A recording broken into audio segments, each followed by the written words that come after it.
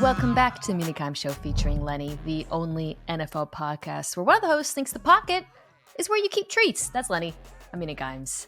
Speaking of treats, this is one of my favorite pods to do before every draft. I think we've done it for a couple years now. Here to help me discuss the top defensive prospects in the draft this season, guys who are likely to go in the first round, maybe the second. Diante Lee, welcome back to the show. Glad to be back. Yeah, I think you're right. This is year 3 or year 4, maybe, of me being on the show to talk defensive prospects. And I will say, not to accuse you of dropping clunkers of puns for the intro, but I have not experienced a miss yet. So I'm happy for that. I can take Had a that lot to of the group misses. chat. I've had a lot of misses, a lot of repeats, but I don't keep track of them. So I don't know if I am. Hopefully, fewer misses than teams have picking edge rushers in the draft. Because ahead of this podcast, I went back and I looked at the last few years, and I was shocked by how many misses that there have been. So I want to revisit that. You guys know, by the way, Diante's work from The Athletic. You can follow him on Twitter at Diante Lee FB. But before we get into defense, which is what we're here to talk about today, very important story that kind of has a chokehold on me that I do want to address with you, which is draft related. Okay, so Albert Breer, Sports Illustrated, reports a fascinating detail. The Commanders are hosting LSU quarterback Jaden Daniels, North Carolina's Drake May, J.J. McCarthy of Michigan, and Washington quarterback Michael Penix on their 30 visits together tonight and tomorrow. I am choosing to believe that they are all visiting at the same time. I am thinking of this as a quarterback group date. It is very funny. I think Nikki, who covers the Commanders, also reported that Josh Harris, the owner, will be observing the process, which again adds to the reality TV show feel of it all. Diante, I'd love to hear your thoughts on this. I will say I'd like to give my analysis as somebody who has watched almost every season of The Bachelor and The Bachelorette and knows You about undercut my take. That's where I was going. Do you watch the show? I forget. Do you watch these shows? I haven't watched maybe the last 2 seasons, but when we were, funnily enough, when I was working in education, we would watch that in class all the time. I promise there's some educational value in that. This was not just like rolling out the old TV on, a random Friday to pass my time, but we used to watch it all the time in that class. So and it kind of got me hooked for a little bit. So you've seen group dates, you know, of course, how they go, what it takes to succeed on them. I think Yes. there's a lot to learn for these quarterbacks. I'll say this. It's a fine balance because you want to be good in a group setting. You want to get along with everyone. And I have to think that they're going to be watching for that. This is the NFL, so they're probably watching to see who the alpha is. Yes, so if like you're sitting down, JJ McCarthy might be the one to do the toast first or place the order first. I'm just saying. But you also want to make sure that you don't have to pull the lead. In this case, I guess it would be the GM and Adam Peters. But you got to have like some moments with him, because I've noticed from watching group dates on The Bachelor, whenever they really pick someone, it's often because they reveal something like devastating. So I guess you could do that too. But it's often they'll say like, "Hey, I could just tell we had a few moments. Right. You made eye contact. Yes. You made it clear why you were here." So I think that they have to go into this meeting balancing those things of the group, but also catering just a little bit to the decision makers.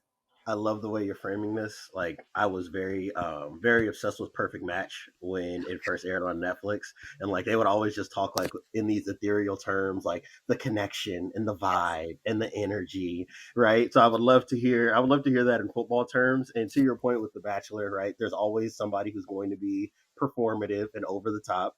And I would like to, play that game in my head of JJ McCarthy being the one who, let me lead. I'm going to lead the table in prayer, and I'm going to make the toast. And, and similarly, there's always somebody in the group date setting that like completely melts down, who just cannot handle the fact that attention is not being paid to them. And I would love to see who that is, who walks off the set, pulls the microphone off, goes to the Escalade to be taken back to the airport so they can go home. I would love to know how that plays out. We definitely need confessionals coming out of this. I would love the Washington social team to give us content. They will not give us content, but I really, really, really wish this was being streamed. One more thing is I did post, there's this, I think you should leave skit making fun of The Bachelor, sort of satirizing it, where Tim Robinson's character is the guy who's clearly just there because he wants to do the zip line. So I posted, which quarterback is this, with the image of him on the zip line, and everybody, almost everybody, well, there was a bit of Drake May, and I think that's just because he has kind of a goobery vibe. Yes. A lot of people said Michael Penix Jr. because he knows he's not the pick at 2. So he's just there, for the Yeah, I'm free. here for the champagne, and all the hors d'oeuvres. And yeah, I'm going to get on the zip line. And when we have our competition period, where I'm going to be the one who's going to cause a problem between all the other contestants, because I know I'm not getting a rose at the end of this episode anyways. So Yeah. what difference does it make to me? He's just there to get on Bachelor in Paradise. Exactly. No, very funny. It does seem increasingly like the Commanders are locked in on Jaden Daniels at 2 as every day goes by. But I will get into that in more detail next week, right before the draft. Just going through the biggest questions ahead of the first round. But I guess one of the questions is how many defensive players will actually get taken, Diante, because Yeah. I've been doing all these mocks with folks, and I actually should go back through and try to average out how many offensive players go. It's a lot. Yeah. And I do think it's possible that we might see a record-breaking offensive draft. I asked Stats and Info what the record was, and I believe they said it was 19 in the first round for offense. I think it's very plausible that, given obviously 4 quarterbacks likely, Right. probably at least 6 wide receivers, Right. Brock Bowers, 10 plus. I just had Booger on. He took like 10, 11 offensive linemen, I think. That seems plausible. So defense, this is not it's not a very strong defensive draft, I think, but I think a lot of it more has to do just with the caliber of offensive players. I do think, however, because very few defensive players will be taken, especially in the first half, a lot of teams that need defense will really have their pick of players, and that makes it exciting to me for them. I agree. Like, to the point you're making about how many defensive players are going to be drafted. I was talking with Robert Mays about that on his podcast, and I think I have maybe like 8 to 12 guys that I would say solidly have first round grades Mm. on the defensive end, and that's really light. And then to your point, not only is this not the greatest defensive class, and a lot of guys being pushed back to day 2 because of how heavy it is on wide receiver, offensive lineman, quarterback, and so forth. This is also unique in the fact that I think there's a pretty clear threshold on players that you can reasonably expect to be difference makers on rookie contracts on the defensive side of the ball. So I think that what we're going to be primed for is a ton of movement on day 2. Obviously there's plenty of trade discussions about what's going to go on at the top of the first round of the draft. But I think day 2, when you get to round 2 and round 3, there are going to be a lot of teams who needed to take a tackle or needed to take a wide receiver or needed to take an interior offensive lineman day 1, but also have to address something on the defensive side of the ball, right? Whether it's taking a swing on a corner, taking a swing on an edge. There's a lot of defensive tackles that teams should be interested in this class as well that are day 2 guys. So it's going to be really fascinating to me to see how the first round kind of influences what we see in round 2 and round 3 of the draft. Well, we're going to start by talking about edge. Mhm. I do anticipate probably 3 or 4 edge rushers going in the first round. For the most part, it feels like there's a top tier of Dallas Turner, Laiatu Latu, Jared Verse. I've seen everybody put them in different orders. Chop Yeah. Robinson is a guy who I see in a lot of first round mocks. So we'll talk about him as well in this group. And then Darius Robinson out of Mizzou was probably the most surprising name when Adam Schefter posted the list of guys who are going to the draft. I think it was Yeah. 13 players, and all 12 of the 13, I was like, yeah. Whoa, okay, Darius Robinson. Right. All right. Makes you think he got some intel, maybe, or maybe he Right. wants to have the experience. But what he did do was get himself talked about on this podcast. So we will talk Exactly. about him a little bit. But I want to start with the top three, I guess top four. I think for me, the biggest question is whether Dallas Turner deserves to be obvious consensus number one. I Mhm. think he's gone to Atlanta in almost every mock I've done. Everybody that's one of those picks, kind of like the Titans taking an offensive lineman that feels written in stone Right. almost. So Right. let's just start there and talk about Turner. Like, do you agree? How do you view him as a prospect? How do you view him relative to the other big two, so to speak?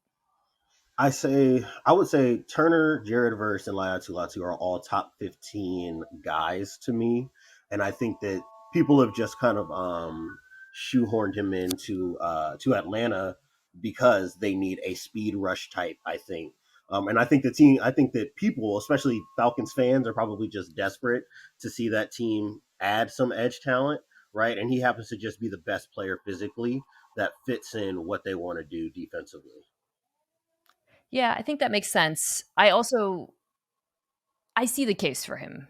for Uh, sure. I guess I'll ultimately I went back and forth, and I think maybe I went on uh Brett Coleman's podcast and I think I said like Latu is like my heart, but Turner is my head as the edge rusher run. And I think it's because the reasons why you would go Turner over Latu are very logical. First and foremost, age. And this Latu and Verse are both over 23. They're going to be 24-year-old rookies, I think. Turner is only 21 years old. He's very young. He's extremely athletic. He crushed the combine, and that athleticism really shows up on tape. He's got an excellent first step. His Yep. closing speed is outrageous. His burst, he's explosive. It's all there. Um, He's a little bit on the smaller side, and I think that shows up in the run, but he's got a really big wingspan, and so his Right. measurables are really appealing. I think they're pretty comparable to Brian Burns. I was looking at Yeah. his mock draftable chart. Um, what he doesn't have is the same production, and which isn't to say like he had 10 sacks. He's not like this is not Chop Robinson. It's not all projection, Right. It's but not Trevon Walker from a couple years no, ago either. Right. but when you compare him to Latu, he's clearly significantly less refined as a pass rusher. But I think you can explain it away as okay, well, he's young, he's developing. The other thing I would add is, and I think we saw that with Anderson Jr., different things are asked of him in Hmm. Alabama's offense. Um, it's not the same with Latu where it's just like cut him loose and let him get after the quarterback all the time. Right. And he's a very gap sound player because he was asked to be. And so I think I know I sound kind of like damning with faint praise maybe a little Hmm. bit, and I'm not. I really like him as a prospect. I don't think he's like a home run. Right. And I there's part of me that does still prefer Latu because of the tape, but I understand the case for taking Turner over first overall. To me, that's really what it comes down to, right? Is that Turner is a late breakout, which is always kind of like a yellowish flag when you're talking about Yeah. top 10 picks, right? Guys who didn't really break out until their last year. I will say what works in his favor with that is that he's not a 6 year COVID hardship type of guy where he's 23, 24 years old, right? I think he won't be 22 until after day one of the draft, if I remember right. So you will be drafting him on the right side of his development curve, right? You've got a guy who's got the longest arms of the top three, almost 30, 34 and a half inch arms, basically. Most explosive, like you said, best top end speed. You look at the explosiveness scores, it's all there. He does have a great first step. I think that what's going to trip people up is exactly what you noted, which is that when you turn on Latu's film, you can see very instantly, like, okay, this is the kind of pass rusher he's going to be in the league. It's going to translate basically one for one in terms of being a hand fighter, being able to work different angles, somebody that you can move around the line of scrimmage and be productive. Whereas with Turner, I do think there's a little bit more of that kind of old school 3-4 outside backer, playing a nine technique. And we want this guy to be a speed rusher with long arms, and we'll kind of add weight to him so that way he can set edges a little bit better. Right. So there is some reason I think to ask questions about exactly what you're going to get immediately. I think that with Turner, when you consider what edge rusher can be in a league where more than ever you've got to be able to get home with four, you're going to want a guy that has that kind of profile athletically to be a speed rusher, and somebody who is competitive in the run game, even if he does not necessarily have the body type right now to just own every tight end that he lines up over the top of. Yeah. And I want to say, like, it's it's not like I feel like I was like the production's not there. I meant like for a first edge rusher pick, Exactly. right? Like Right. he gets to the quarterback, and I mean, I'm just looking at my notes from watching him. You do see like a fair amount of moves on tape. He's got a really nice stab. Yep. Long arm is Counter good. moves, long arm Hmm. is good. The footwork is good on counters. I really like some of his inside moves. So I think it's to your point, like it's just hard when you watch Latu, where it's Right. like pass rushing wise, Latu is like I don't know, like the Harvard University versus Right. like gosh, I can't come up with an analogy that doesn't sound horribly snobby there, so I'm gonna fail that midstream. But Ivy Elite. okay, let me do a redo on this analogy. I don't know enough about fighting. I was gonna like compare it to like a fighter, like Lot, but that's what Latu looks like. He looks like Right. a fighter out there. Um, it's just he's just so if you like pass rush moves, you should watch his tape. It's so fun. I mean, and I mean, let me just read you some of the stats from this Hmm. season.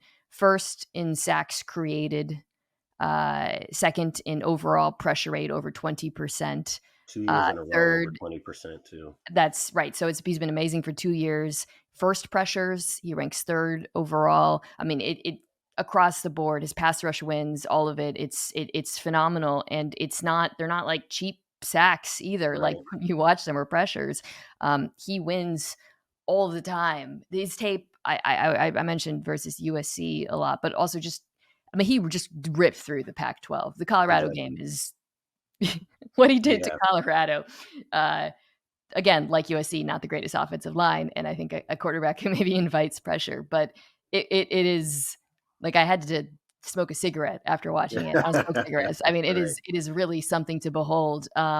You see literally every kind of move on tape. The question, of Yeah. course, is um, the medicals. He is a player who thought he had to leave football after his he got injured at UW, and then he was Hmm. medically cleared, came back, which is obviously great for him. It was a neck injury, pardon me, but concerning for NFL prospects.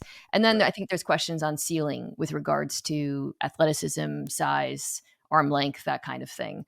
Yeah. So it is it's interesting debate, right? Because it's kind Right. of like a philosophical one. Like this, it invites like a big picture question of like, do how high can you draft like an extremely technically refined pass rusher, knowing that perhaps there might be a ceiling on him for those reasons?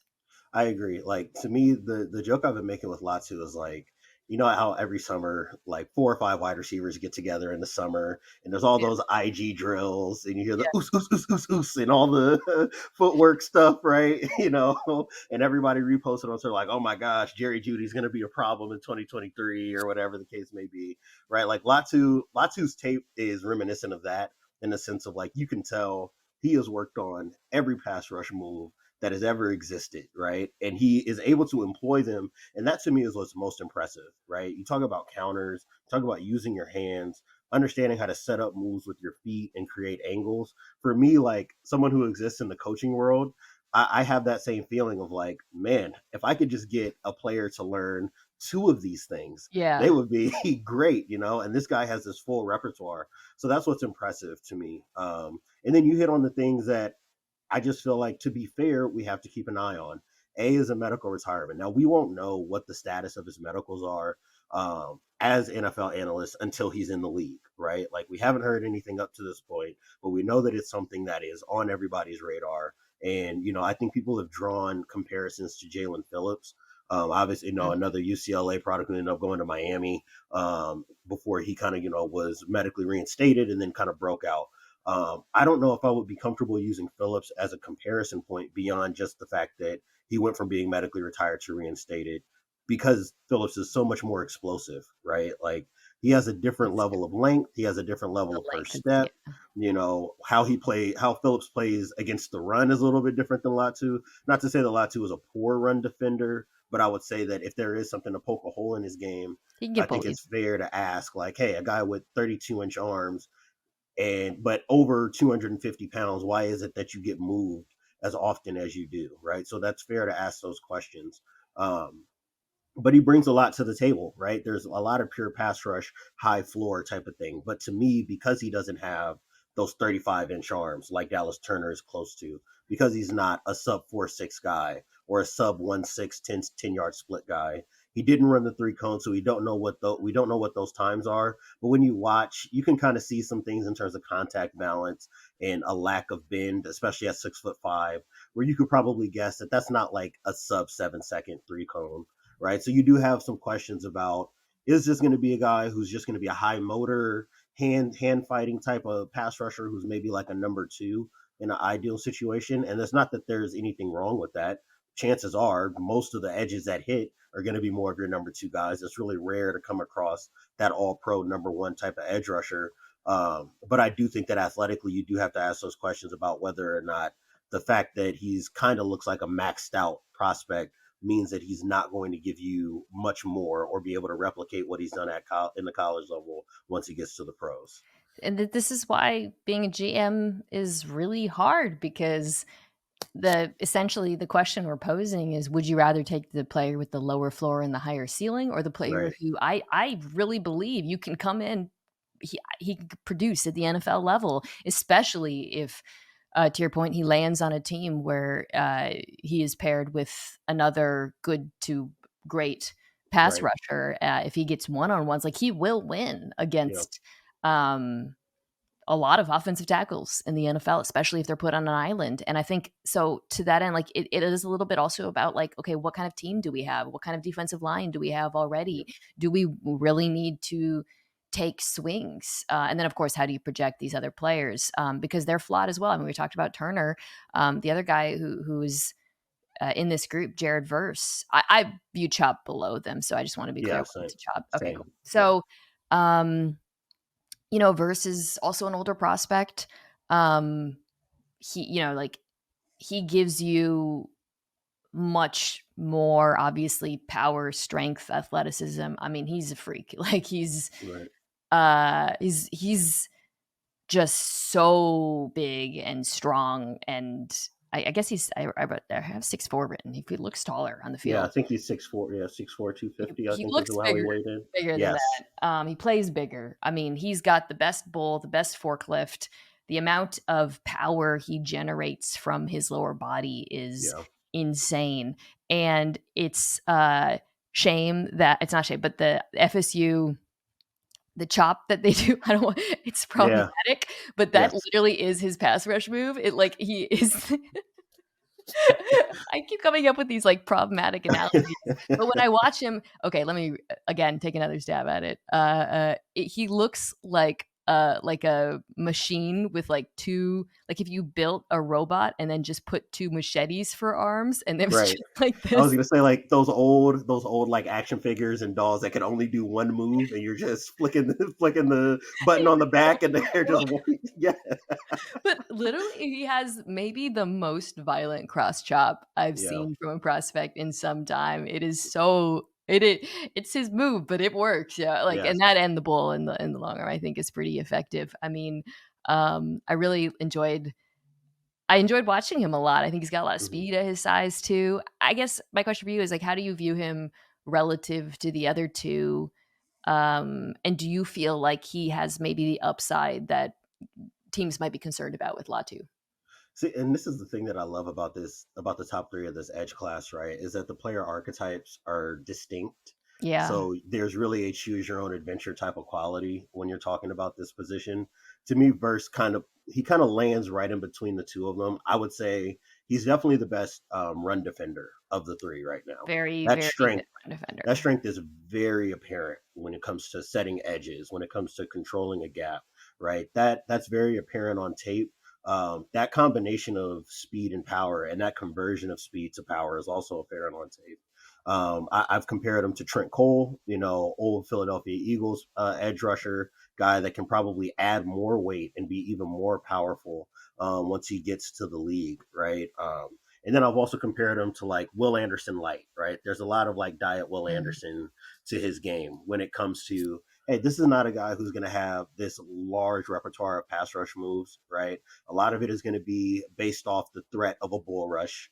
A lot of it is going to be based off the threat, like you said, of your cross chop, of your forklift moves, things that are very power centric and really leaning on high motor and that ability to always be crushing the pocket, right? Always affecting the quarterback, even if it's not a clear pass rush win. And that's not to say that he's not productive. I would just say that if you look at the data, it probably pops the least over, especially last season. But it doesn't take, to me, it doesn't take away from who he is as a prospect.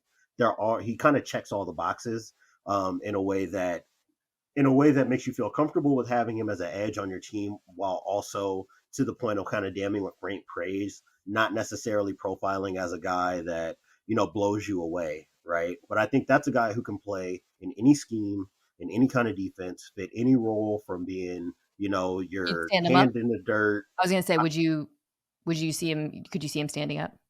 I could, probably not as well as Turner or Latu, but I think that he could do it if he needed to. I do think, right, to me, if you're, let's say you're Washington and Minnesota is actually desperate to get up to two, and you feel like, oh, I'll move back and go get a guy like that and have him play in Dan Quinn's defense where he can put his hand Yeah. down and play more, power penetration, go make plays in the backfield, stop the run on the way to the quarterback. That I think would be a very comfortable fit for him.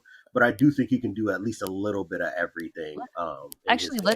let's use what I think is a very realistic scenario, which is Seattle at pick Yeah, 16. There's a very good chance both Latu and Verse are available there, as well as the defensive tackles that we're going to talk about earlier. So if Seattle doesn't go interior offensive line, they will have their choice of some pretty interesting defensive prospects. But just focusing on the edges, new defensive coordinator Mike McDonald. You have Uchenna Nwosu coming back from injury. You got Leo Williams and Draymond Jones on the inside. There's right. actually some talent on the defensive line. Do you think Latu or Verse is a better fit for Mike McDonald's defense?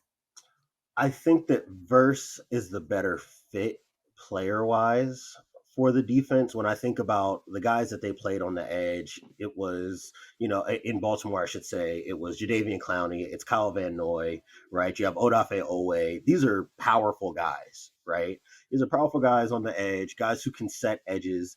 And I think last year, and I think part of this is personnel dependent, but last year you saw, I think, a little bit less of dropping these guys out in the coverage outside of Kyle Just Van about to Noy ask that because, and a yeah, little bit more of just playing downhill, rushing Latu would be for. better at that. But yeah, Exactly. Exactly. So that's kind of where I'm at. Who knows, right?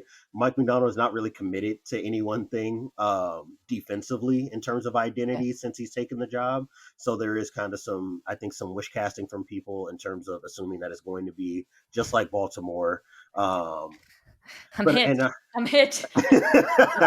No, I actually I agree. I've sort of come around and agree with you. I yeah, would be excited about both, honestly, just because I yeah, think they're both really cool players, and I'd be excited to see what McDonald does with them.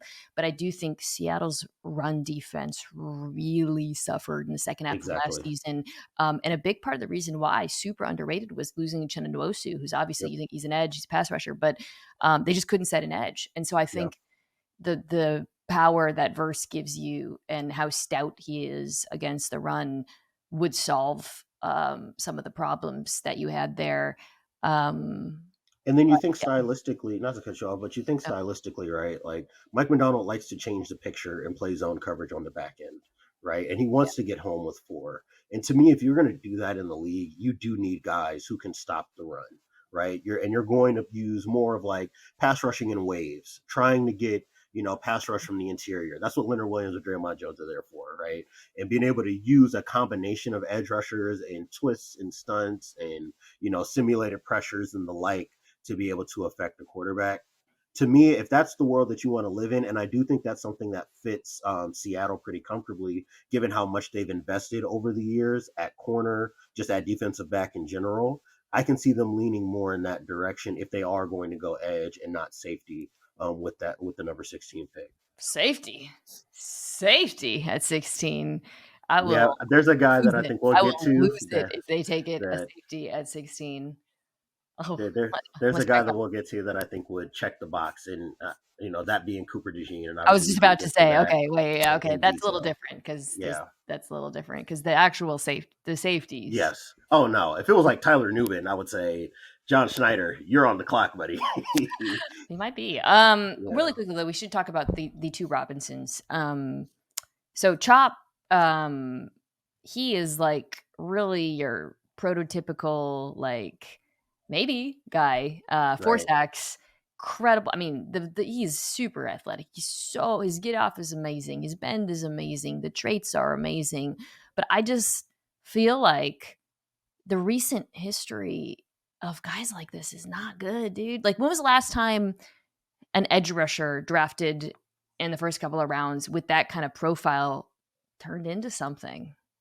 You would have to go back a while, and honestly, that's really never been the MO, right, of teams building or finding premium edge rushers. It's very rare that you go get a lighter built guy, somebody who's not great against the run.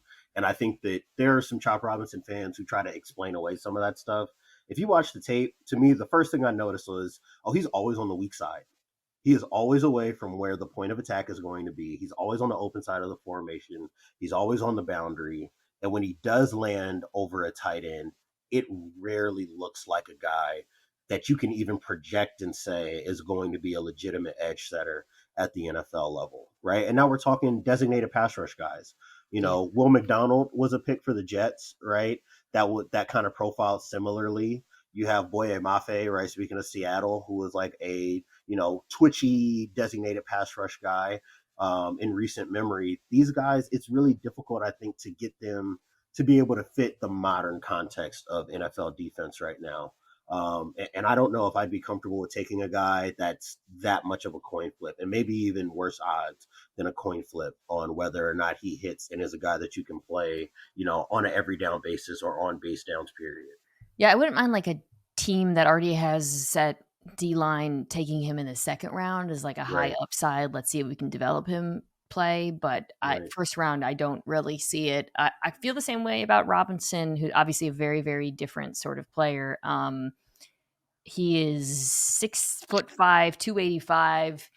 Um, Kind of reminds me of Keon White, Yep. the Patriots defensive end. Got some almost inside outside. almost like identical measurables. Really? Actually, Physically? yeah, Okay. I think they're both came in between 285 290. Both have like 34.5-inch arms. Keon was a second round pick, right? Right. So Yeah. again, I wouldn't mind Robinson going there as well. I mean, the athleticism, the strength, unreal. He will Yep. win with power. He's good against the run. He's just not like a first round pass rusher to me. So I just don't really see it that way. Same. When you brought him up, wanting to discuss him, I went back and rewatched, and I definitely underrated his power. Right, there is some I mean, legitimate body moving happening when he puts his hands on guys. I mean, just watching him against Georgia, and he's yeah, walking guys back. It's like, oh, okay. Like I probably undersold what you were from a power perspective, but yeah, he's a tweener, which automatically makes it an issue.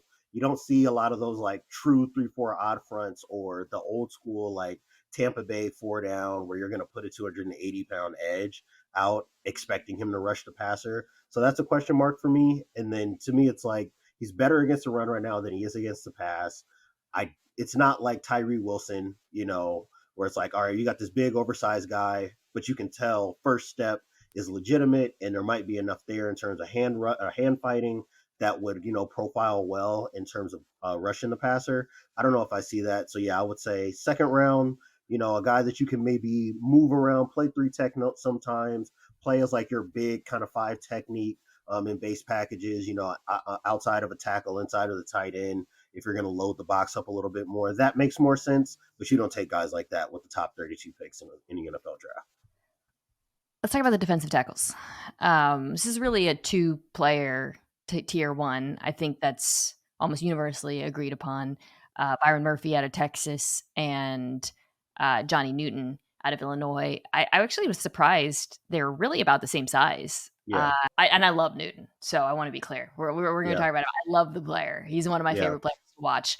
But for a team like Seattle potentially, or the Rams at 19, or Cincinnati at 18, if you're taking a three tech there, in Murphy, I think you do have the advantage of just how stout he is against the Yeah. run. I mean, that dude has like an unmovable lower Yes. half. How Yeah. do you view these two? Do you view these two players in any particular order, or do you see them the way I do, which is like pretty close with a slight edge to Murphy? They're very close. I give Murphy the edge because of what he is athletically. And part of that might be unfair because we didn't get to see Johnny Newton test, right, at the Yeah, combine, recovering from a procedure on his foot, if I remember right. So, he missed some of the pre draft process. So if we had numbers, I might feel a little bit differently. But then you do turn on the tape. And like you said, I mean, not only does Murphy have the strength that you noted, I was telling Robert when I was on the podcast with him, like, they're just like 2 or 3 clips a game where he'll just put an arm on the chest of yeah, an offensive of a guard, and he's just walking guys into the lap of the quarterback. And that's something that is immediately going to pop for you when you're talking about interior rush potential. And that's something that I think that Murphy has now. That Newton, I think, while he is pretty powerful, and a guy that you can maybe move around a little bit in terms of playing the nose, playing three technique, moving him out, playing more odd front stuff. I do think that there's something there for him, with Newton. But I think there's a force of nature element that you get out of Murphy's game that's not readily apparent with Newton all the time. That gives him the edge to me.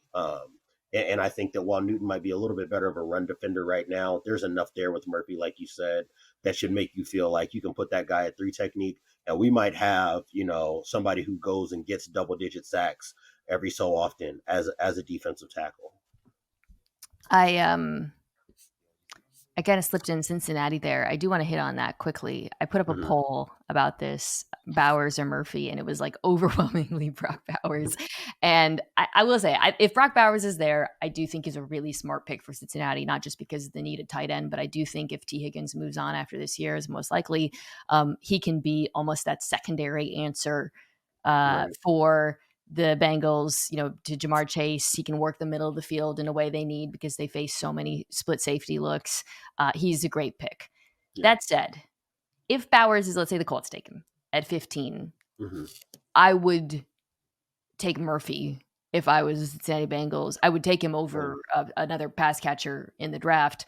Quietly, not quietly, but like loudly, the Bengals' run defense last year was awful.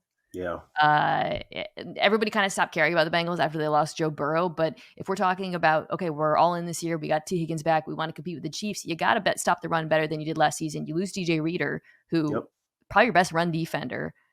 This is a glaring need. I know I think they signed Rankins or someone, but you need better run defense. You need better interior pass rush. To me, I actually think he's like a really good fit Yeah. for Lou Anarumo's defense. So I would not be, if I'm a Bengals fan and Bowers is off the board, and maybe they're considering offensive line, I would see that too. But I would definitely be excited about Byron Murphy because I think he's a really, really talented player. Newton, though, I do want to take a second to give him his flowers. Mm-hmm. I posted about this, like, there are just a few games last year that he just took over in Yeah. a way, like Penn State, second half of Minnesota, Wisconsin. It's just, and I remember actually watching those. I love watching the Illinois defense. I was just like, it's so rare to watch a football game where you can't take your eyes off of a defensive tackle, but he has that Right. quality. Right. And that's 100% a guy in this class. It's like if you don't have the all 22 where you can watch from the end zone and really see what he does on a snap Yeah. to snap basis, you really can't get a picture for all the little nuances in his game that make him so valuable on the interior, right? Like to me, one of the things that pops out, not just as a pass rusher, but I'll watch him take on double teams. And it's like, oh, you have like a very high understanding of how to use your body, how to take Yes. on blocks, His how to size, control how a he gap. uses his size, to gain leverage. He's small, but he uses it to his Exactly. advantage in such a cool His way. center of gravity is great. He knows how to disengage. I think I pointed out, in talking with some of our other buddies in the draft space, there's something to him when it turns into, or in terms of converting from a run defender to a pass rusher. That's a very hard thing to do as a defensive tackle. Especially if you're not like a Byron Murphy where you're running a sub 4.940 and you're playing for penetration more often than not. There's a lot of gap control in Newton's game right on the snap. And then, okay, I recognize this play action. I recognize this drop back pass. I can switch modes now and be a game wrecker, as a pass rusher because he has a great arm over. He knows how to work a push and pull. He understands how to work angles as a guy, over 300 pounds. That's really impressive. Like there's a lot of little nuances and details in his game that you really have to watch closely to appreciate. And that's, I think, the reason why he was, up until Byron Murphy really broke out, looked at as maybe the best defensive tackle in this class coming into the 2023 season. And I do think a little bit of why we probably don't talk about him as much does come down to him not testing. But like you said, there are so many things that he just checks the boxes on, being powerful, affecting games. When he's on a hot streak, like you said, whether it's a Wisconsin game, the Penn State game, there is not a play that goes by where you don't feel his effect on the interior. And I think that if Murphy is gone earlier, than a team like Cincinnati, who needs a defensive tackle, I think you can go get a Newton and feel really, really comfortable with what you're going to get down in and down out and year over year. I love how you describe his skill set because the ding on him, other than the lack of testing, will be the size, the physical, Yep. And we were talking about the pass rushers and how much that matters when you're talking about a player's upside. For some reason, or not for some reason, I can tell you why. With him, I am less concerned about it because of what you described, which is he knows how to maximize his physical tools. He has such an innate understanding of leverage, balance, his hand usage. He does have really good lateral agility, which I think is one of such an underrated, such an important quality when you're talking about this particular position. So I don't know. I like him a lot. I think if the Rams are there at 19 man, that's a spot for him. I would be thrilled if I was a Rams fan and seeing him land there. All right, let's take a quick break, come back and talk about the corners, safeties, and linebackers, mostly the corners. Why should you bet with Caesars Sportsbook? 2 words, Caesars Rewards. Every bet brings you closer to the types of benefits only Caesars can offer. Hotel stays, VIP experiences, sports and concert tickets, and more.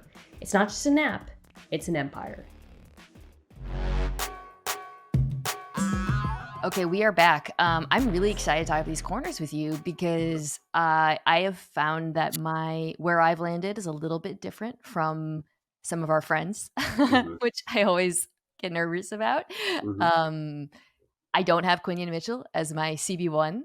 That seems to be kind of the wave that everyone's riding. Yeah. I'm still Terry and Arnold CB1. I do like Mitchell a lot. And then the other thing where I'm a little off consensus is I think I like Nate Wiggins more than, again, some folks. He's a guy who I feel like has been kind of falling. I don't know where he's being mocked as of late, but I really liked a lot of his tape. So I want to talk about him. Obviously, DeJean, we can talk about DeJean at the end as like a transition to safety because obviously that's the debate there. But those are kind of my big four. I guess Ray Straw and Mizzou would be a guy who might sneak in. McKinstry in Alabama. McKinstry, I have both of them outside that top 4. So let's start there. What's your ranking? And then we'll go from there. Right now I have Quinion Mitchell at 1, but I think it's much closer to like 1A between he and Arnold than some people have. I think that now we're seeing more people, I think, kind of really plant their flag, like you said, that Mitchell is certainly the number 1 corner in this class. I'm not 100% of the way there yet, but I do see him. I do see the talent that he has and why people will project him out that way. But I have Mitchell and Arnold as 1 and 1A, and then I will probably draw a line there. Say Cooper DeJean is number 2, but he is more of a DB hybrid type. Like you said, we'll get to that. But as a pure corner, after Arnold and Mitchell, I would have Wiggins after them as well. So I think that we're on the same page pretty close in terms of how we're looking at this position. So the biggest reason behind Mitchell's rise, people watching Toledo tape, nobody watches during the thing. That's some of it too, which is I think arguably like a pretty big ding on him. Like I could read you. I was grabbing stats and I was like, wow, Quinion Mitchell, 35% completion percentage, 39.6 rating, which is basically perfect in man coverage, 15 PBUs. But it's a good, like, college stats are just, but he played in the MAC, Played in the MAC, it's not, it's tomatoes and oranges. Like, why did I do tomatoes and oranges and apples and oranges? I don't know, but it's so hard to compare these players with statistics because of that. I will say though, when you watch him, and there's the famous him versus Marvin Harrison Jr. in the red zone rep, but it's not like he was always going against scrubs or whatnot. But when you watch him, I think the reason why people love him so much is just the athleticism and how that Yeah. translates onto tape, the aggression, the ball skills. And then he gets to the combine, he runs an unbelievable 40. And Right. it's one of those cases where it's not like the 40 comes out of nowhere and doesn't make any sense. It matches what you see on tape. Mm-hmm. I agree. I mean, the explosiveness, the suddenness, that always pops when you're watching Mitchell, right? Like you see him come out of his break, and it's like, all right, that guy has some legit, a legit 10-yard split. So when you ran out 1.51, I was like, okay, that makes sense, right? A very high end, speed score when you're talking about coming out of a stance, coming out of your breaks, et cetera, right? 38-inch vertical. So you see the explosiveness, you see how he runs as a top end guy. And there's a lot to like there, right? So that is, I think, what caught a lot of people's attention. And then you think about the Senior Bowl, and everybody's coming out of the Senior Bowl saying, "All right, this was by far the top overall player we had there. He played really well against SEC receivers and other Power 5 receivers." You have the tape against Marvin Harrison Jr., where he was really, really competitive in it as well. So I understand why he's been such a major riser this late in the process. You like the ball skills, you like the aggression. He is willing to stick his nose in there. He is trying to blow up everybody that he tackles, which I think is always going to be a positive when you're looking at guys at this position. We talk about, the NFL being a lot of condensed splits and running out on the perimeter and a lot of yak, in terms of like underneath throws behind the line of scrimmage. So I think there's a lot to like there with Mitchell. If there's one thing I'm still not 100% sold on, it's like what kind of CB1 is he in this class? Because he doesn't fit the archetype of a Patrick Surtain, Yeah. right? It's not this is like the athletic and physical prototype of a guy who can be at the line of scrimmage, bump and run, the way the Sauce Gardner was, the way the Patrick Surtain II was. I don't know if he's that kind of guy. You can maybe make the argument that he exists a little bit more on the Derek Stingley end of things in terms of like, this is a guy who's versatile. He's got good hips, got good change of direction, pretty sudden. You can maybe mix up looks, with him on your team, and you know that he's going to play with good ball skills and he's going to be productive in that kind of way. And if that's the sales pitch, I think I see it a little bit more. I think he would be like, so a lot of so much hinges on what happens with Minnesota, right? And whether they trade up, because they obviously need a cornerback. Assuming they trade up, and let's just say Indianapolis is the highest 15. Again, they might go pass catcher. Mm-hmm. That would make a lot of sense for me. I see him as, I mean, he can definitely play. He can play man, mostly off on tape. But I see him as like, I think in like a zone heavy defense. And to your point, like the question is like, okay, well, like then is he a true CB1 if he's not like your prototypical press man? Right. It really depends on where he lands. And I think he has the tools to continue developing. He's not, for me, as fluid as Arnold. I would agree with that. And so I think there's just some question marks. There's a little bit of projection there as a result. But yeah, I mean, like he's just, I think the thing I like about him a lot is I would characterize him as having controlled aggression. Mm-hmm. He is physical, to your point. He arrives at the ball and he gets his arms in there, but he uses his length without being grabby. He's not grabby, right? I think I saw somewhere he like had maybe 1 or 2 penalties the entire season, which is something I really like in prospects. So I think you're going to get ball production, especially if he's in a defense where he can play off and have his eyes on the quarterback and bait the quarterback. He is going to come up with the football. So I like that a lot. I think the reason I have a slight preference for Arnold, just to kind of move it to him a little bit, is I see the projection to me is a little bit clearer. And maybe that's because, I don't know, maybe it's because it's Alabama and it's a Nick Saban defense and he's doing all kinds of stuff that I can see him doing at the next level. And he's so scheme versatile. He can play inside, outside, man, zone, press, off. I love his work at the line of scrimmage. I think the other thing I liked about watching him is, McKinstry was the dude coming into this season, and it was just kind of fun to watch Alabama and how obvious it became as the season went on that Arnold was the best corner in their defense, Yep. mentally, physically. Um, yeah, I feel like he's just super, super polished. He's obviously not Sertan. I don't think, these guys are like at that level by any means, but uh, if I'm a defensive coordinator, I might like the fact that I could just slot him in right away. Right. That's where I'm at with Arnold too. To me, the sales pitch for Arnold is that whatever it is that you're looking for out of your number one corner, he has put it on tape. And you've got a lot of tape to go back to as an example. The work at the line of scrimmage that you mentioned, he's, I would say, comfortably the best press corner in this conversation, right? And because you've seen it at Alabama, because you get all these clips of it, you have more to evaluate. So I do think that that's a little bit of it too, right? It's just less projection. And in saying that, that's not to say that I like Arnold because he's safe. That's not what I'm saying.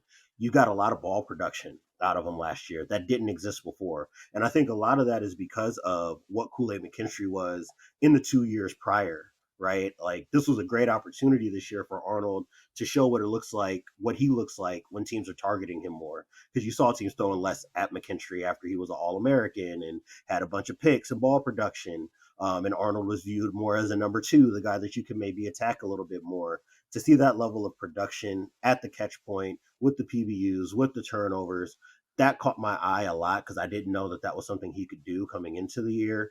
And then you bring up the versatility. Not only can this be a press corner, he could play in the slot because he's got great change of direction ability. You see him as a blitzer, and it's like, all right, you can not just be like a cover one nickel, meaning like this guy's just out here to help us, play tight coverage on passing downs, and we're just playing matchup football. You could really play him wherever you wanted to, and get value out of him in several different ways. He can play zone coverage. He's got good eyes, and for that reason, I think that you can pick a guy like Arnold, and while he might not have the same kind of athletic upside that a Mitchell has, the chances are that's going to be a solid corner no matter where you put him for a long, long time. I think with Mitchell, it's a little bit more of like we see enough on tape and got enough out of the athletic testing to make us believe that maybe this guy could be like an AJ Terrell, a guy who maybe we didn't see all of what we saw in the pros in his Clemson tape, but we knew that athletically he would be capable of doing it once he got to the league.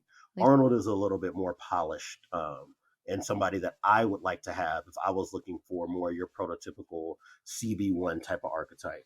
Let me throw out an idea. This won't happen because they have such another glaring need, I think, and I just don't think they'll do it. But if you're Brett Veach and you're picking at 32, if you could trade up and it would cost you an extra second because you're not moving into let's say Mitchell goes 15, maybe the Jags at 17 are the next corner spot. So Seattle's on the phone. The way you're describing Terry and Arnold sounds like the guy they just lost. Such a natural replacement for L'Jarius. I'm not saying he's exactly like L'Jarius Sneed, but a lot of what we're talking about, the inside-outside versatility, the press man ability, the blitzing ability even, the aggression. He's so good against the run. Great tackler. It would be such a good fit for that defense. I agree. I think that the team that I've mocked Arnold to more often than not is Jacksonville because I've just made up in my mind like they just need more defensive players that are known commodities coming into the league, right? They've taken a lot of projects, a lot of developmental guys, a lot of raw athletes. So I've kind of wanted to see Jacksonville get a guy who's a little bit more proven in that sense. But if a team like Kansas City, if a coach like Steve Spagnuolo could get his hands on someone as versatile as Arnold, that would be pretty spooky. All right, let's talk about Cooper DeJean. Let's have this conversation. Yeah. It's an important conversation, and I'm glad we're having it. Put up the Charles Barkley, it's time to have a conversation. Yes, it's time for a dialogue. All right, it's time to start a dialogue. It's so hard because on one hand, it's kind of like when you reach for cross-racial comps, like the Daryl Morey, like yes, the basketball stuff. You don't want to say this dude should play safety. Like on one hand, let me walk you through my thinking. I watch him and I think he could play corner in the NFL. Yes. I really do. scheme dependent. I don't think, it's going to be a very man centric defense. Mm-hmm. Definitely you want him in a very zone heavy defense, but I fully believe that because of his athleticism, the anticipation, his understanding of routes, the way he plays the football, Cooper DeJean could be a good corner in the NFL. My question is, though, could he be a great safety? Yeah. And I think that's the question that teams will be asking. That was a conversation I had with every NFL person I could get in front of when I was in Indianapolis for the combine, because I couldn't understand why all of them were just certain, shoulder shrug, shoo, not even having this talk. This guy is a safety. And I'm like, wait, like, you guys don't think that there's any value in him at Really? corner at all? So many teams that I talk to seem so certain that, like, yeah, this guy's going to come in the league, he's going to play slot, and he's going to be a safety. And I'm like, okay, not that he is not capable of being great at those two things. In fact, if I was projecting out, best outcomes for him, those would be the two positions I would probably argue is where his highest upside is, because of how versatile he is, because of the twitchiness, the athleticism, the change of direction, the comfort in zone coverage, the discipline, the tackling, a lot of the things we said about Terrion Arnold, I think apply to DeJean as well. And then you have how dynamic he is when it comes to playing the ball, being a playmaker. I have viewed him as a corner throughout this entire process, and him being a safety would be more of a team to me that already has something established at corner. That's when I think it makes sense to move him. So when we bring up Seattle, if you already have Tariq Woolen, you already have Devin Witherspoon in the slot or as your move around guy, there's a lot of sense, I would say, for a Cooper DeJean to come in and play safety and really be a primary safety. I get that part. But if you're a team like Jacksonville, if you're a team like Indianapolis, who's still looking to hit big time on corner, I still think that should be part of the conversation for a player like this, especially like you said, if you're going to a team that's going to give you a lot of zone coverage and really allow him to play through his eyes and instincts, because I do think that he has the best traits when it comes to playing the ball, playing with great instincts of any corner in this class. What if you're a team like Philadelphia at 22, where you have two aging corners, so you could play safety, then you could work him, you could play different positions. You brought back Gardner Johnson. You will have two white safeties. I was going to say I support it just for the visual of seeing a team starting two white safeties. I was talking to Ben Solak about it, and I was like, if they give up the same amount of explosive offense that they did last year, but this time it's with two white safeties, that will set back race relations. Eagles fans are going to be very problematic about it. I might be problematic about it. We as a nation will be taking I don't know if we're prepared for that. I don't know if we're prepared. He would be really good, though. He'd be really good in that defense, Vic. I agree. Oh, okay. I do want to hit Wiggins briefly because I think the reason why we don't have to beat him over the bush. He's freaking skinny. You see, and I love that we're having this conversation because we literally did this a year ago with Emmanuel Forbes. And I actually think that's scaring people off of him because Forbes was struggled so much, and I was too high in Forbes, and it's making me nervous. See, and I'm a total hypocrite because when we talked about it, the first thing out of my mouth was like, no, he's too skinny. That's not a good corner. You can't be that tiny and play corner. And then I watched Nate Wiggins, and I'm like, speed, man. He's a real man coverage guy. And I think, I kind of like to draw that comparison to differentiate the two as prospects. Emmanuel Forbes was a ball jumper, right? That's a guy he's a route jumper, 100%. He's always in off coverage. Pick sixes, yeah. Exactly. Always playing zone, jumping routes. Everybody knew that the tackling was going to be an issue coming in. Everybody knew that he was pretty limited in terms of how much else he could do defensively outside of playing off coverage and jumping routes. With Wiggins, you're getting a little bit more of a complete corner when it comes to technique, when it comes to versatility, when it comes to the ability to play different ways in coverage, when it comes to, his mind for the game in terms of football IQ. I think that Wiggins is ahead of him in a lot of those aspects. The issue is just like 170 pounds is 170 pounds at a certain point. I'm always going to have questions of durability at that size. That's a tall, lanky dude. You look at body builds, like I don't want to Jeez. sound like a phrenologist, but these skinny dudes playing NFL football, man, I get really, really worried about long-term durability in a league where teams are, giving you perimeter run more than ever and That is forcing my guys to play out concern. in space more than ever. It's tough.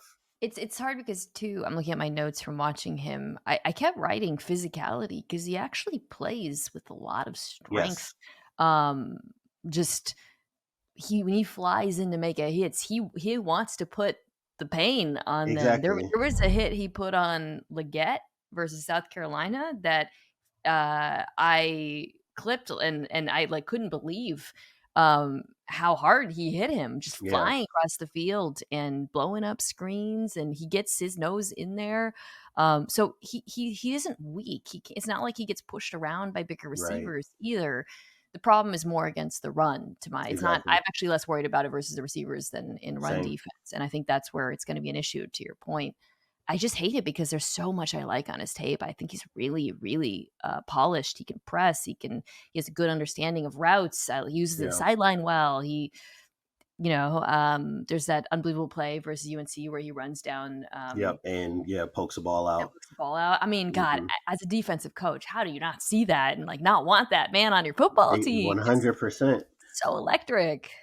That physicality you pointed out when I was watching him play against Florida State, and this was on the TV copy, and that's Johnny Wilson 6'7", Keon Coleman 6'4". These are both 200+ pound guys, and he's in their chest for a lot of that game and causing a lot of problems at the catch point and really being competitive.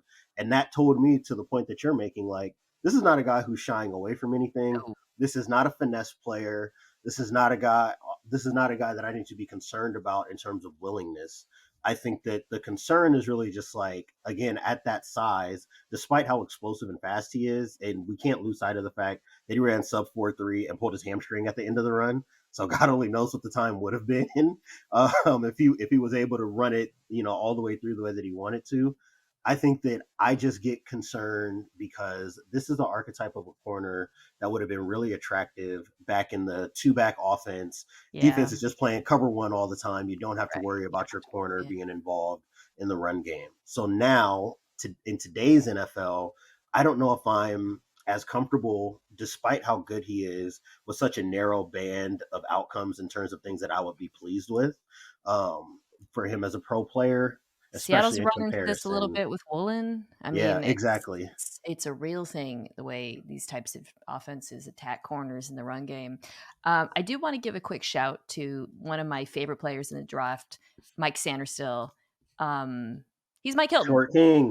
That's all you gotta know. Right. He's Mike Hilton. Yeah, He literally is Mike 100%. Hilton. Like I just the blitzing, the slot play, the twitch, I mean, he is like Mighty Mouse flying around the field. Some coach is just gonna absolutely love him. Yes. And the best thing about a guy like Sanderstill is for all the hemming and hawing about size, like because he's going to be off a lot of teams' boards because of size, that just makes him more likely to land With on the a right team team. Good that's pick. going to play him just Yeah. like a Mike Hilton would be played. And you're going to get maximum value out of a guy like that. I love Sanderstill as a player. Okay, you good. I'm glad I'm not alone on Sanderstill Island. Are there any other corners you love before we move on to the linebackers and safeties? Love, I wouldn't say so. There are some guys that I would probably take some swings on, maybe, towards the end of day two. Cam Hart, Kyrie Jackson, big body guys, long arm, physical players. Like to me, I look at like a Kyrie Jackson and I'm like, sir, you are an Indianapolis Colt. 6'3", over 200 pounds, ran a Yeah. good 40, long arms. You He's are he's Gus like the Bradley's guy he's like the dream. guy they took, I forget his name, Brent's. Julius Brents, Yeah, yes. Like you fit that old, Seattle cover three yeah. archetype perfectly. But yeah, I would say that those are guys that I would maybe take a swing on. TJ Tampa's a guy who can probably play inside and Yeah. out. Andrew Phillips is another guy like that from Kentucky who fits that mold. And then you mentioned Ennis Rexstraw. So these are all guys who are either a little undersized or maybe not top end athletes in a way that would project out to play like as a number one corner on the outside all the time. But these are guys that I think can play pretty well and should be useful for NFL defenses. So no linebackers will go in the first round, although I would have said that about Jack Campbell last year, so who knows. Right. I think the way I would phrase this for both linebackers and safeties, but let's do linebackers, is Mm-hmm. could any of them go in the second round, right? I'll be full disclosure. I've only watched 3 that I feel like I have real exposure on them. Peyton Wilson out of NC Hmm. State, who I talked about a few weeks ago before the combine. Edgerrin Cooper, Texas A&M, and then Junior Colson, Michigan, just part of my Michigan watch. Yeah. I don't know if I have a preference. I think I There's some actually to like, not not a lot to love well, in this if position group. Wilson was 2 years younger and healthy, I think I would actually say I think he's the best prospect. Hmm. He is, to me, the best cover corner of the group. Um, but if you're doing an upside play, guy that you don't need to start year 1, I understand the case for probably going with Colson or Cooper.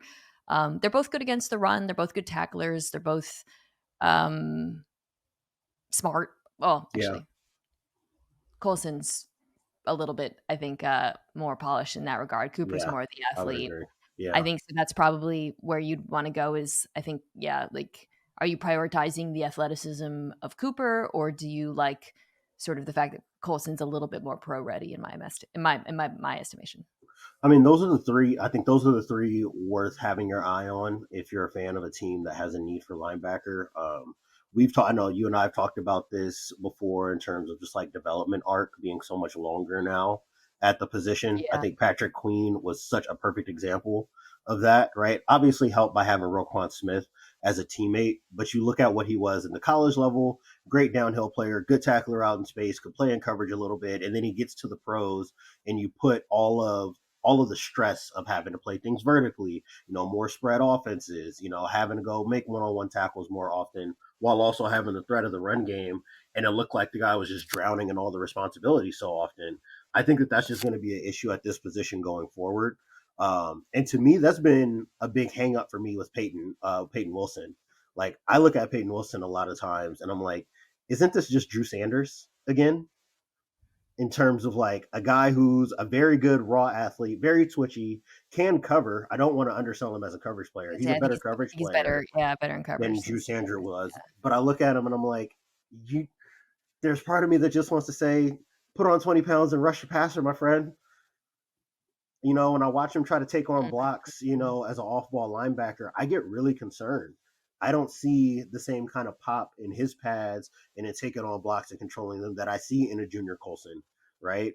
Who does not have the athletic upside of either, I think, Edgerrin Cooper or Peyton Wilson. But you look and it's like, that's how linebacker is played at the pro level, right? There's so many one-to-one, snap to snap comparisons you can make to what happens at the NFL level, right? That's a lot of like Nick Bolton is kind of what I see in Junior Colson, kind of like a Mhm. do Yeah, everything that's a type, good jack of all trades, master of none. But he's going to be a solid tackler, and you can keep him on the field, and he can do a lot of different things. Edgerrin Cooper, to your point, is a good downhill athlete. That's a guy that's like you can believe in your heart of hearts that you can make a good coverage player out of that guy. We just don't see that happen very often at this position anymore, right? Is guys who are better downhill than moving backwards turning into good coverage players once they get into the NFL. So it's two projects athletically and then one guy who probably has the lowest ceiling of the group, which is why Junior Colson has been my favorite linebacker. It's just because it's such a clean and clear evaluation for me and projection. But I wouldn't be mad at any team that took Edgerrin Cooper and said, we can maybe make that into a star linebacker. Mm. Peyton Wilson's the guy I think that I'm probably a little too like Isaiah Simmons scarred by to Yeah, buy yeah. into I all the think way. Cooper's the one you look at and you think maybe he could be queen for us, where he Right. flies around and he's super Great athletic. tackler. If you pair him with like Hmm. a really good Mike who Right. can but it's gonna take I think all these guys is gonna take some time. Safety I actually think of pretty similarly, where I there's 3 players who I think it's the same conversation, which of these guys is gonna go in the second round. So we're not including Coop. Newbin, who you mentioned, Minnesota, 6'2", 200 pounds, really nice size. Javon Bullard is a guy who I've watched a fair amount of at Georgia. He's a really interesting player, I think. Yeah. Smaller, um, kind of probably similar in size to like CJ Gardner Johnson, who he has a lot Yeah. of similarities to as a player. And then Jaden Hicks at Washington State is the other player I think you could see going in the top as the first safety. I think it's Right. going to come down to what a team wants, like what profile of safety they want. Let's just start there. Of those three, is there a guy who's like your guy, or do you think a clear number one? I'm going to go with Nubin because I do think a lot of the nitpicking I've done with Nubin has kind of been prospect fatigue because I've been watching him play safety. And I think that people have kind of known that he's a solid safety throughout his college career. That's probably the guy that you can drop in, and exactly what you see on tape at the college level is probably going to show up at the NFL level. Is he going to be a rangy, middle of field type of guy? No, I right? don't I know don't think if that any of these guys are. yeah, I would agree with that too. But if you want a guy who can do a few different things, match up with tight ends, he's probably not going to be an eraser, more of a zone coverage guy. Maybe you want to move him closer to the line of scrimmage when you want to play your big nickel package. And that I actually think that applies to almost every safety in this class, is that you probably feel better about them playing as like your Sam Backer big nickel type than you do deep in the middle of the field Yeah. for the top three guys you mentioned. But I think that Nubin probably has the best ball skills, had the best ball production, of this group, I would say, over his career. And I think that is kind of like a high floor, low ceiling pick. If you ask me who my favorite to watch has been of those three, it's probably Jaden Hicks, just because of that kind of reckless abandon, the Yeah. length, the size, right, the tackling out in space. I look at a guy like that and I'm like, okay, I see Kirkland Brand, Kyle Hamilton in you. I see a lot of the movement skills and the size and the that kind of intermediate range and blitzing off an edge. I could see a team, bringing you in and saying we're going to play you, as maybe our big nickel slot, and then you can play, strong safety over tight ends for us in a pinch if we need to. I don't know about I like Nubin probably the best personally. Mm-hmm. I don't know. Bullard's a scrapper. I mean, I mentioned CJ. Yeah. Once you see that, you start really liking it because you kind of project that, but he's smaller. Nubin, you mentioned the ball skills, a lot of on-ball production, and it's not cheap production. Yes. A lot of it is interceptions. Like he's not just a right place, right time kind of guy. He's really good at reading quarterbacks, which I think is, to your point, why he has like a pretty high floor in the NFL. I think there's some, no pun intended, safety there because it's like, split field, very easy to imagine him. You can drop into the box. He's a good tackler. He's not like, he doesn't have the range of like a truly, at least not yet. I don't know. But again, I don't really think any of these guys do. Yeah. Maybe I'm wrong. Maybe it'll take a second, but yeah, it's not the best class. Not the sexiest class up the spine of the defense, and it's really not. All right, we got through it. I think my big takeaway is the defensive line. There's some good players. Corners, we'll see. I don't think there's an obvious like Sauce Gardner, Surtain type, but I do like the top corners a lot. Mm-hmm. And finally, Cooper DeJean. If you play safety for Philadelphia, we might as a society be headed for some pretty uncomfortable discussions, or he could be the great one. 2 starting white safeties in an election year. What could go wrong? Oh my god. Yeah, Diante, this was really great. Thank you as always, folks. You can follow him on Twitter at Diante Lee FB. Always check out his work. It's so thoughtful. You're so good at covering these guys. I'll have to have you back on at some point. Maybe we'll do our trying to figure out the top 10 defenses. I can't remember if I had some misses last year. Had some hits. I had the Ravens. I don't remember how I did last year. I think I left out the Browns, which was a miss. But yeah, in any case, thank you as always for joining. You guys can check this podcast out on YouTube at youtube.com/@MinaKimes. You can also check it out ad-free on Amazon Music. Very exciting. And thank you, of course, to our great producers at Omaha Production, Kristen Specky, Anthony Jimenez, Owen Saylor, doing social. And next week is the draft. Crazy.